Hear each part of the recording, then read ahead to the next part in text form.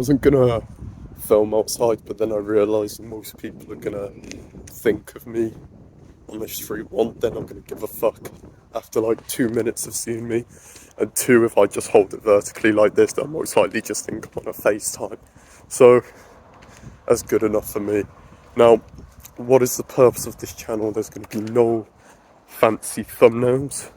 There's gonna be no fancy editing to keep you hooked in. The whole point is, at the end of the day, start the day, anytime I get a chance free, after I've learned something, which I plan to do every day, I plan to have like what I've learned at the end of the day and to have something meaningful at the end of it. So the point is to get that across and kind of track what I'm doing with the business. So let's think about what I've learned so far. One big thing I learned from J&G Organic, okay, I might cut a little bit of stuff up. So one thing I learned from J&G Organic, that self-belief is fortunately not enough.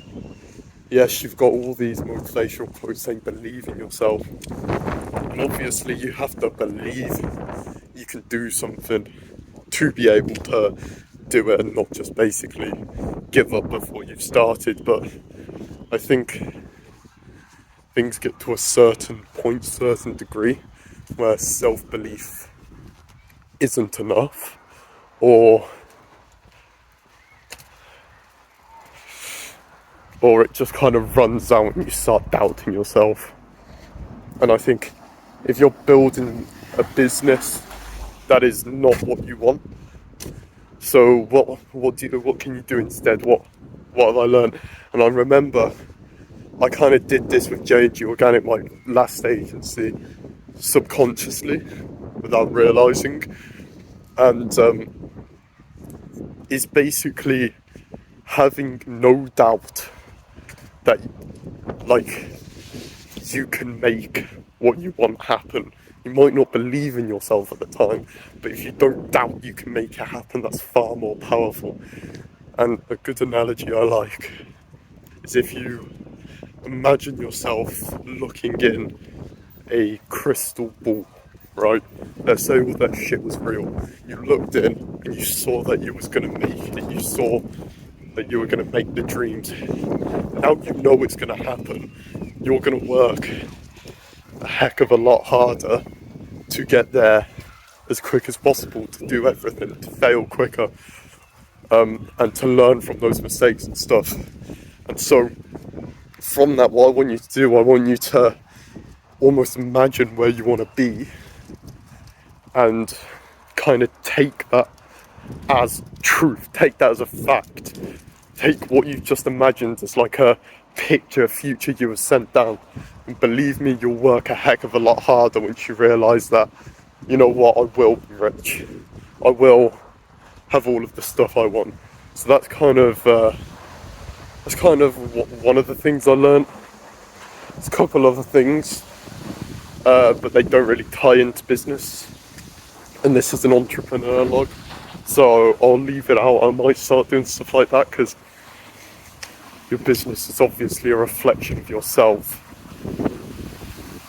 So business wise, the last video we talked about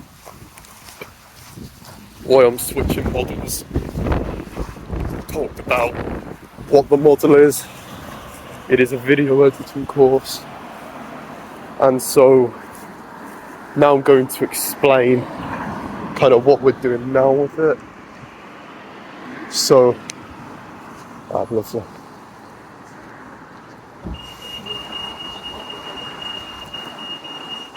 So essentially what the new business model is a video editing course that goes into more detail in the last video. And what I'm going to be doing now, and what we're doing now, is just planning it out on Notion. What are the modules going to be? What are the talking points of the modules? What are things we can't miss out?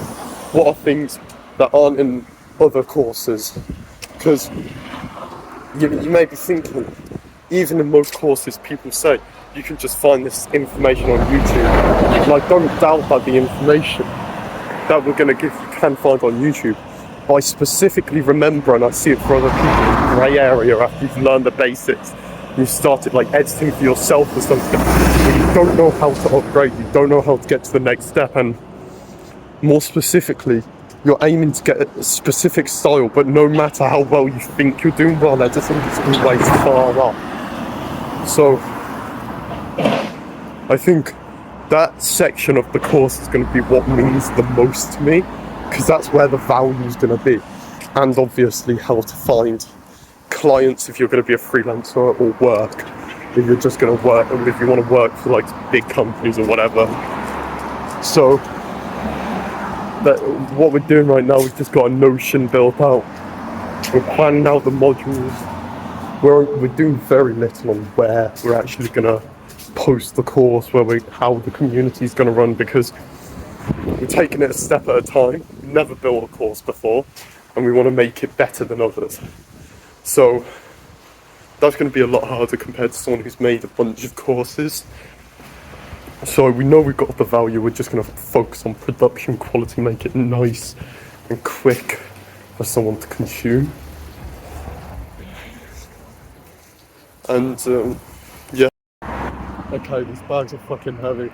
So what was I talking about? I was talking about the course, community, how we're going to try and basically make it the best, make people, although it's not directly meant to make their money back, it's meant to teach them editing in the best way possible. We are basically going to teach them how to make it back by finding a job with editing. And a lot of course owners try Justify, especially the shit ones, where you should get them instead of spending your money on like university or something. I'm going to swap my hands with these bags.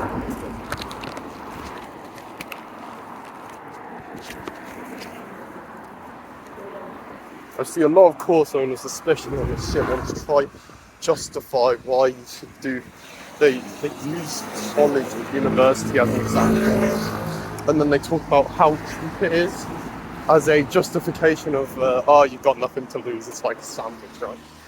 And yeah, it's not going to be the same. Of course, it's going to be relatively cheap because we're going to be targeting people who don't have like the ability to work or something like that. Just the people who we're going to be targeting is a lot different to people we usually target. So the idea is, this university, you pay thousands and you don't even get your money back guaranteed. This, we're going to teach you a skill from beginning to mastery and get you fucking paid doing it straight out onto a job. And it's not, editing is a high paying job too. There's people who contract arbitrage, and that's kind of diminishing the value of it. But I don't like, there are YouTubers who want editors on site or editors in the same country. There are film studios who obviously have editors on site or outsource their VFX to an agency that's not in India, to one that's obviously more reputable. Stuff like that. There's still ways, there will always be ways, and the best way to get those jobs is through connections, and that's what we're going to teach. So that's essentially what we're building. Now, so I think last video I kind of talked about how there's two types of bricklayers. One that's building it brick by brick, and one that's building a cathedral. And obviously they're both building the same thing. I still haven't found out how it's properly worded, but the point is, right now, we see the future, we see where we want this to be, we see the weekly calls we'll be doing, we see how cool this will look on something like school.com, to like host a course or something, because that's a really good place. We see all of this, and now it's just a matter of the world catching up to what we see through our work. So that's essentially, yeah, that's basically this channel. It's always going to be about something I learned that's essential. You know what, I'll give one more lesson, because I know most people probably haven't made it to this far, but if you have, props to you. Another lesson is, people don't understand, kind of, they come from this gaming life most of the time, these entrepreneurs, where they spend most of their time gaming, not going out, stuff like that. People don't realise that, depending on the business you do, majority of entrepreneurship life is the same. Obviously it's different because you're not getting a massive hit of dopamine every time you do it. And it's different because you're most likely going gym, you've most likely got these other habits that you're keeping up. But it's also not that different to the fact that once you're in that like grinding, getting things off the ground, you're not really the same, you're not really any different to the gamer that stays in all day, because that's most likely what you'll be doing. And people assume, especially at school, when I kind of tell them like an achievement I've got from like the previous business or something, they assume that it's this wondrous journey and that there's no lows and that I'm out all the time spending all the money. And although the last part is true, we're out a lot spending all the money, most of the time we're stuck inside, getting it off the ground, building momentum, reaching out to people, all of that. So although people advertise it as a glamorous journey, it's never a glamorous journey, and that's what puts most people off. And I thought it would be a glamorous journey at the start, and I'm glad that I didn't quit when I found out it's not, because the mission, what I'm trying to do, is far more like what I want. What's the word for it? It's far too important to me to let a little low get to me. So, yeah, thanks for watching.